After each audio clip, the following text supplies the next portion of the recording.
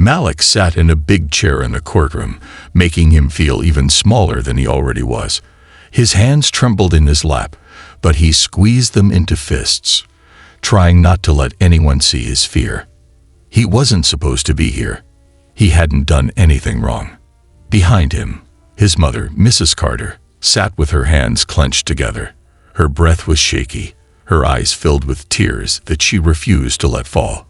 She had taught Malik to be strong, to never let people see his pain. But right now she looked broken. This courtroom was about to send a 12-year-old boy to prison for a crime he didn't commit, until he pulled out a single photograph that changed everything. What happened next left everyone in shock, even the judge himself. Stick around to the end, because this story has an unbelievable twist that will leave you speechless. Before we dive in, make sure to smash that like button, subscribe, and turn on the notification bell so you don't miss more powerful stories like this. Now let's get into it. Across the room, Judge Harrison sat high above them, looking down like a king passing judgment. His face was sharp and wrinkled. Everyone knew about Judge Harrison. He was tough, ruthless, and worst of all, he hated black people. Malik had heard the stories, how black kids got harsher punishments in his courtroom, how white kids got second chances while kids like him were sent away. It didn't matter if they were innocent. It didn't matter if they were just children. Malik had tried to believe things would be different for him. But looking at the judge's face, he knew the truth. He never stood a chance. The prosecutor, a tall man in a black suit, paced in front of the jury. His voice was calm, almost bored, like he had done this 100 times before. "This young man was found near the crime scene," he said smoothly. "The store owner identified him as the one who stole the expensive watch." "That's a lie," Mrs. Carter blurted out. "He was on his way home from school. He didn't steal anything." The judge banged his gavel. "Silence, or I'll have you removed." Mrs. Carter clamped her mouth shut, but her body shook with rage. Malik's lawyer, a tired-looking man who barely said a word, finally spoke up.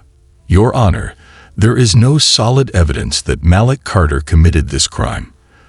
The surveillance footage is blurry, and the description does not match him perfectly. The real thief—" "I've heard enough," Judge Harrison interrupted, his tone sharp like a knife. He turned his piercing gaze to Malik. "Stand up." Malik's legs felt like stone, but he forced himself to rise. His heart pounded so loudly he could barely hear the judge's next words. "Young man, in my courtroom, justice is swift. You were found near the store. You matched the description, and the store owner identified you." Malik opened his mouth to protest, but the judge raised his hand. "I don't need to hear excuses. I've seen your kind before, always running the streets, causing trouble, blaming others for your mistakes." A hot wave of anger rushed through Malik's body, but he bit his tongue. Anything he said would only make things worse. Judge Harrison's lips curled in disgust. "This court finds you guilty." The words hit like a hammer. Mrs. Carter gasped. "No, please. He's just a child." Someone in the back shook his head in disbelief. Even the guards looked uneasy. But Judge Harrison didn't care. His expression didn't change, his hand steady as he lifted the gavel. "I hereby sentence Malik Carter to 5 years in juvenile detention." The gavel hovered in the air, about to come down. Malik felt his whole world crumble. His mother screamed, but her voice sounded far away, like an echo in a nightmare. 5 years. 5 years locked away for something he didn't do. 5 years away from his mother, his friends, his school. 5 years of being treated like a criminal. His fingers twitched. He felt something in his pocket. His grandmother's words whispered in his mind. "If you're ever in trouble, if you ever feel lost, remember this." Before he even knew what he was doing, he reached into his pocket. "Wait." Malik's voice pierced the silence. Judge Harrison froze. The entire courtroom went still. Malik's hands trembled as he pulled out the small, crumpled photograph. "Look at this," he pleaded. A ripple of confusion passed through the room. The prosecutor frowned. The judge's expression did not change, at first. Then he saw the picture. His face drained of color. His lips parted slightly, as if words had been stolen from him. His eyes darted across the image, scanning every detail as if searching for something impossible. It was an old photograph, yellowed at the edges, creased from years of being folded and tucked away. In the center of the picture was a younger Judge Harrison. But this version of him was different. His hair was darker, his expression softer, and on his face there was something no one had ever seen in the courtroom before, a smile. But that wasn't what made the room erupt into whispers. No, the real shock was what, or rather, who, was in his arms. A black baby. The courtroom was filled with murmurs. People craned their necks to get a better look. The prosecutor frowned, deep lines forming on his forehead. The guards exchanged nervous glances. This was impossible. Judge Harrison, the man known for handing out the harshest sentences to black children, the man feared by every poor family in town, was holding a black baby in his arms. Judge Harrison's jaw tightened, but his voice, his cold, commanding voice that had sentenced so many children without hesitation, was shaky when he spoke. "Where?" he started, but his voice caught. He cleared his throat, but the unsteadiness remained. "Where did you get that?"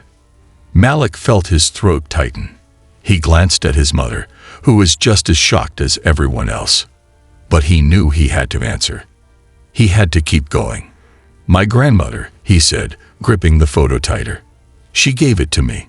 She told me to keep it in case something bad ever happened." The judge stiffened.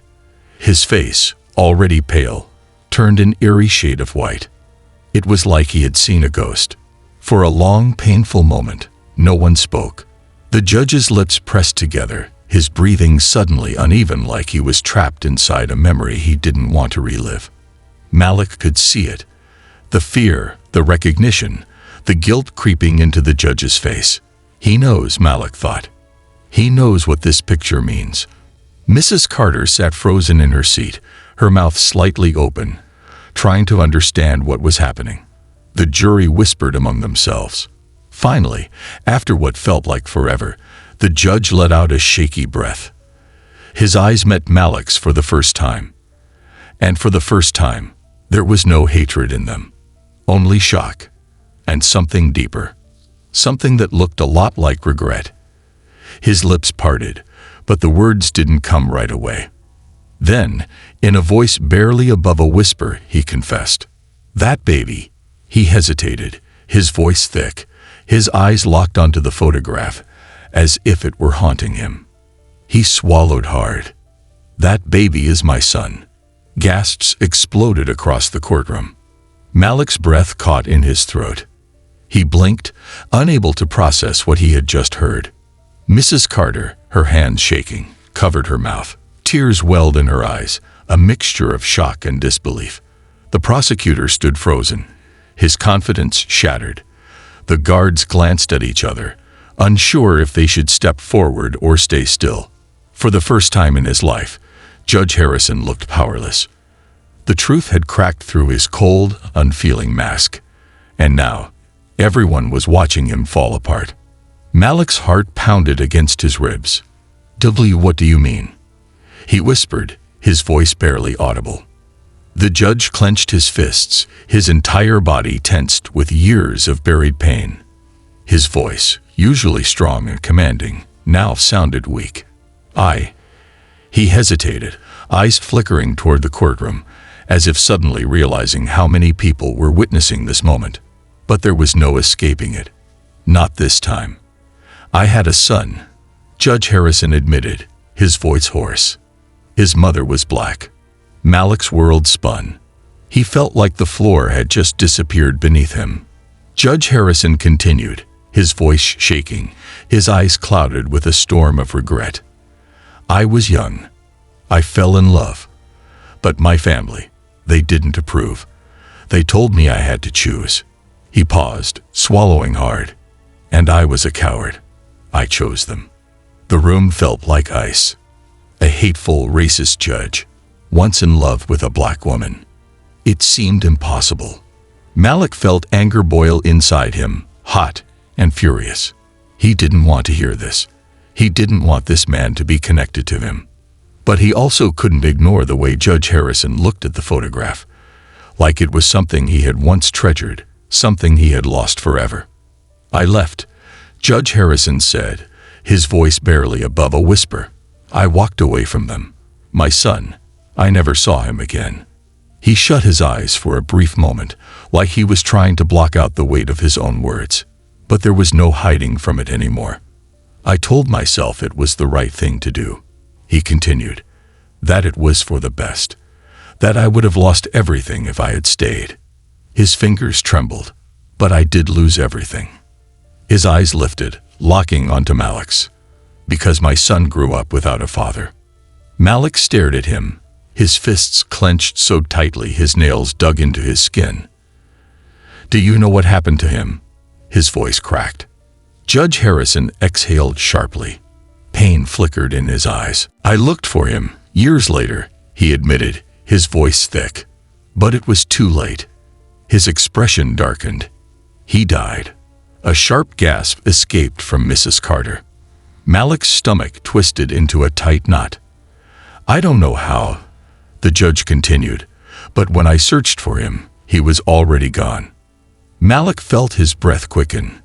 His father, the man he had never met, the man he had wondered about every single day of his life, gone. A storm of emotions crashed through him. Anger, sadness, confusion. But then, Judge Harrison's next words hit like a hammer. "My son's name was David Carter." Malik's entire body froze. Mrs. Carter let out a strangled sob. "David," she whispered, her voice shaking. Judge Harrison looked directly at her now. His face was lined with years of mistakes and regret. "I know who you are," he admitted. His voice dropped lower. "You were his wife." Mrs. Carter couldn't speak. Tears spilled down her face, her body trembling. The judge's eyes turned back to Malik. And this time, they weren't cold. They were filled with something deeper. Something painful. Malik's breath shuddered. His fingers curled tighter around the photograph. It all made sense now. The baby in the picture was his father. And the man standing before him, the one who had nearly destroyed his life, was his grandfather. Judge Harrison inhaled sharply, as if struggling to hold himself together.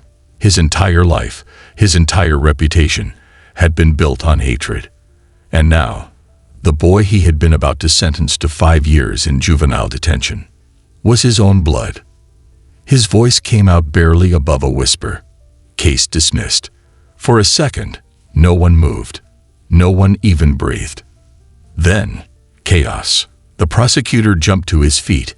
His face was twisted with shock and fury. "Your Honor." Bang. His eyes, once cold and unfeeling, were now wild with an emotion no one had ever seen in him before. "Guilt." "Case dismissed," he shouted, his voice shaking. The guards hesitated, looking at each other, unsure of what to do. Just moments ago, they had been ready to drag Malik away. Now, they stood frozen, waiting for orders that would never come. Mrs. Carter let out a strangled sob and grabbed Malik, pulling him into her arms like she never wanted to let go. Her body trembled as she squeezed him, tears running freely down her face. "You're free, baby. You're free." Malik's heart was pounding so hard he thought it might burst. He barely understood what had just happened. A minute ago, he had been staring into the darkness of a future locked behind bars. Now his mother was crying in relief, and the man who had been about to ruin his life was sitting there, looking like he had just seen a ghost. He turned back, just in time to see Judge Harrison sink back into his chair, his hands gripping the old photograph like it was the last thing holding him to this world. His eyes staring at the image as if it had reached into his chest and ripped his heart out. Malik had never seen a man look so lost. For years, Judge Harrison had lived in hatred, feeding it, spreading it.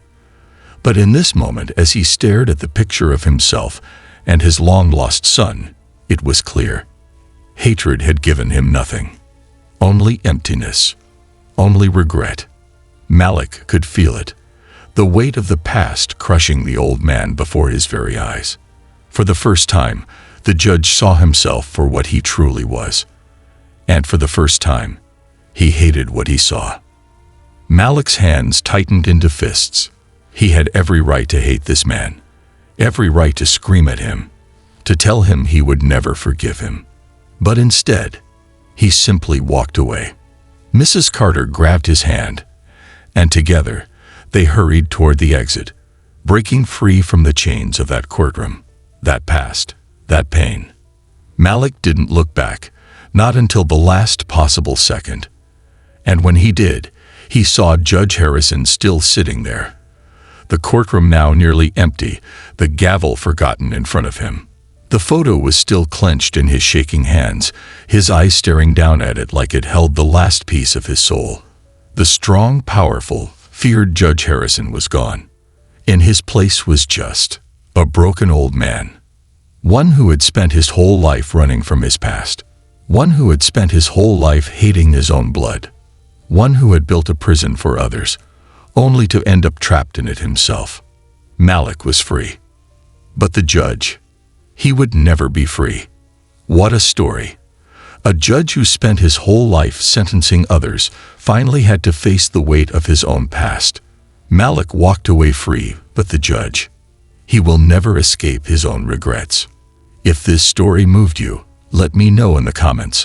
What would you have done if you were Malik? Do you think the judge deserved forgiveness, or was it too late? And if you love this story, hit that like button, subscribe, and turn on the notification bell for more powerful, thought-provoking stories. Thanks for watching, and I'll see you in the next one.